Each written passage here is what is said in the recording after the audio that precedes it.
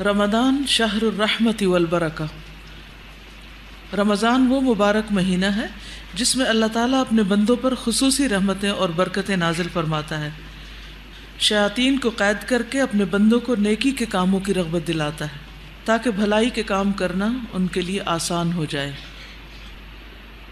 رسول اللہ صلی اللہ علیہ وسلم نے فرمایا، اذا کان رمضان فتحت ابواب الرحمت، جب رمضان کا مہینہ آتا ہے تو رحمت کے دروازے کھول دیے جاتے ہیں۔ ایک اور روایت میں آتا ہے، رسول اللہ صلی اللہ علیہ وسلم نے فرمایا، قد جاءکم رمضان شہر مبارک افترض اللہ علیکم صیامہ تفتح فیہ ابواب الجنۃ وتغلق فیہ ابواب الجحیم وتغل فیہ الشیاطین فیہ لیلۃ خیر من الف شہر من حرم خیرہا فقد حرم۔ تحقیق تمہارے پاس رمضان آیا ہے، یہ برکتوں والا مہینہ ہے، اللہ تعالیٰ نے اس کے روزے تم پر فرض کیے ہیں، اس میں جنت کے دروازے کھول دیے جاتے ہیں اور جہنم کے دروازے بند کر دیے جاتے ہیں، شیاطین جکڑ دیے جاتے ہیں، اس میں ایک رات ہے جو 1000 مہینوں سے بہتر ہے، جو اس کی بھلائی سے محروم رہا تحقیق وہ محروم ہی رہا۔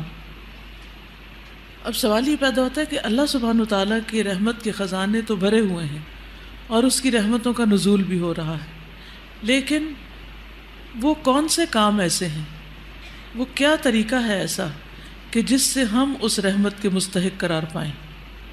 آپ میں سے کتنے لوگ بل گیٹ کو جانتے ہیں؟ کافی لوگ۔ جی، بل گیٹ کس لحاظ سے مشہور ہے؟ مائکروسافٹ کے مالک ہونے کے حساب سے، اور اس کی وجہ سے اس کے پاس مال و دولت کی بھی بہت کثرت ہو گئی۔ آپ اس کو جانتے ہیں؟ کیا وہ بھی آپ کو جانتے ہیں؟ آپ اس کے خزانوں سے کیسے فیض حاصل کر سکتی؟ کر سکتی؟ کیوں نہیں کر سکتی؟ وہ تو اتنا مالدار ہے اور اتنا کچھ ہے اس کے پاس، اور اس نے اپنی کمپنی کی آمدنی جو ہے وہ چیریٹیبل کاموں میں لگا دی، تو بہت زیادہ چیریٹی کرتا ہے۔ پھر اس کی چیریٹی کا اثر آپ تک کیوں نہیں پہنچا؟ آپ کو کیوں نہیں مل رہا سب کچھ؟ وہ آپ کو نہیں جانتا اور آپ کی اس تک رسائی نہیں، ٹھیک ہے؟ نہ وہ آپ کو جانتا ہے نہ آپ اس کو جانتے ہیں، یا آپ اس تک پہنچ نہیں سکتے۔ تو نتیجہ کیا ہے؟ جو کچھ وہ دوسروں پہ لٹا رہا ہے اس میں سے آپ کا حصہ کچھ بھی نہیں۔ تو اس سے کیا پتہ چلتا ہے؟ اب اس مثال سے اس بات کو سمجھیے۔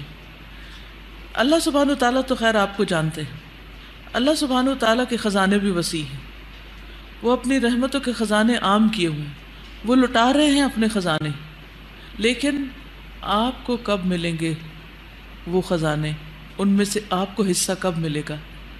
جب آپ کا اللہ تعالیٰ سے تعلق ہوگا، آپ اللہ تعالیٰ کو راضی کریں گے، آپ اللہ تعالیٰ کی طرف متوجہ ہوں گے، آپ اس کو یاد کریں گے۔ فاذکرونی اذکرکم، تم مجھے یاد کرو میں تمہیں یاد کروں گا۔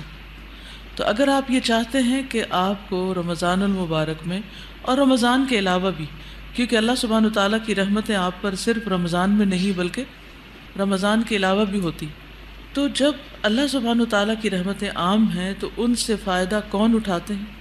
جو خود ان کی طرف متوجہ ہوتے ہیں، ایسے کام کرتے ہیں کہ جن سے رحمت نازل ہوتی ہے۔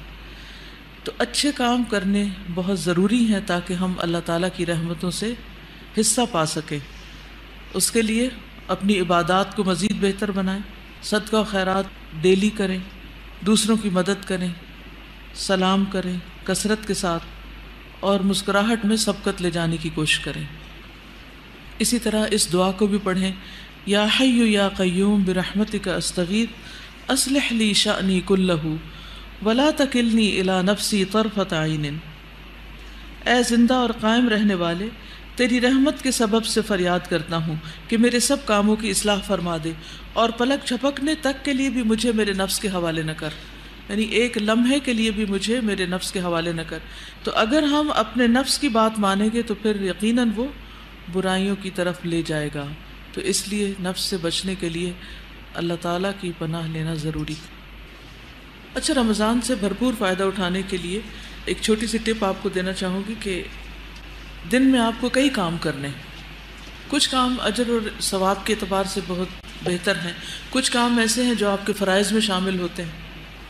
آپ آج کے دن پورے دن میں اپنا جائزہ لیں گے کہ آپ کے دن کے مختلف حصوں میں آپ کا انرجی لیول کیا تھا، آپ کی فیلنگ اور کیفیت کیا تھی، کون سا کام آپ کس وقت زیادہ بہتر طور پہ کر سکے۔ تو جو کام زیادہ امپورٹنٹ ہیں ان کو اس وقت کیجئے جس وقت آپ کی طاقت ہمت زیادہ ہے۔ اس وقت کے لیے نہ ٹالیے کہ جب آپ کچھ کرنے کے قابل نہ رہیں اور پھر آپ کہیں کہ اب آج کا میرا ٹارگٹ پورا ہی نہیں ہوا،